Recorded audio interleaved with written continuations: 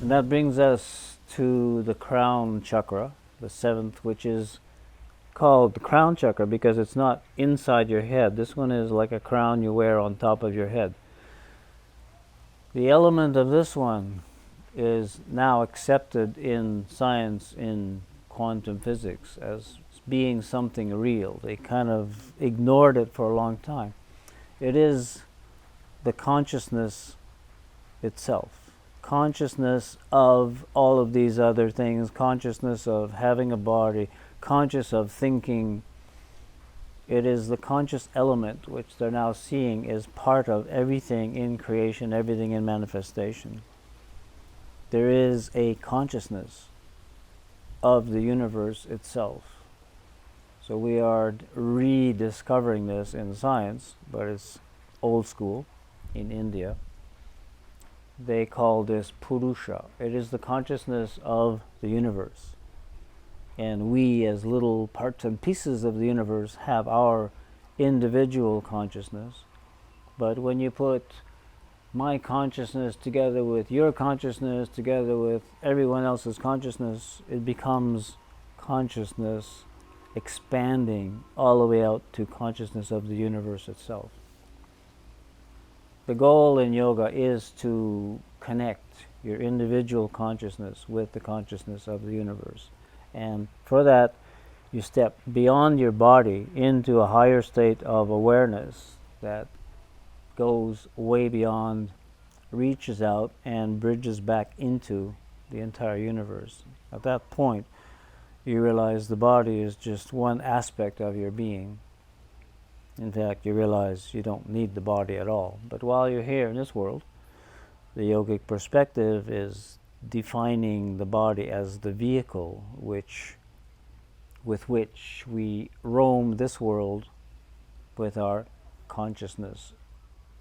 The vehicle for the spirit. Now, spirit is another term that is referring to the consciousness of everything.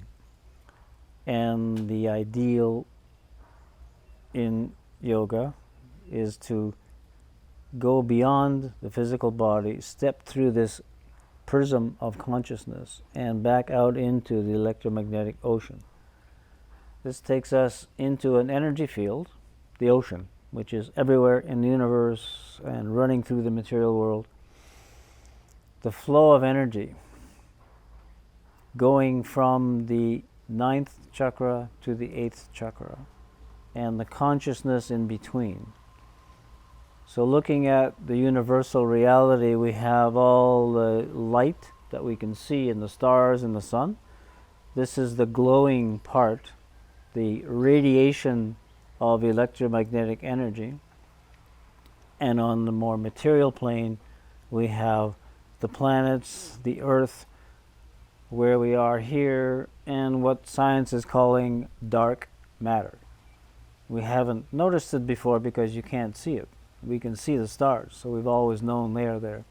Now they're realizing there's another side, another component, and that's the dark side of the universe. Dark energy which does not emit any kind of light, so it's more invisible, but they can measure it now in science. So this is the 8th chakra. It is where the energy ends up when the waves collapse into matter. Now this flow is a continuous happening event in the universe. The stars are radiating energy, the planets are absorbing the energy, and it's ongoing. Consciousness, stepping beyond the body, goes into this field of flowing energy, which really feels like it's vibrant, it's musical, it's blissful in the experiencing of it. And this is where the meditation and yoga takes you beyond the body into this state of blissful flowing energy.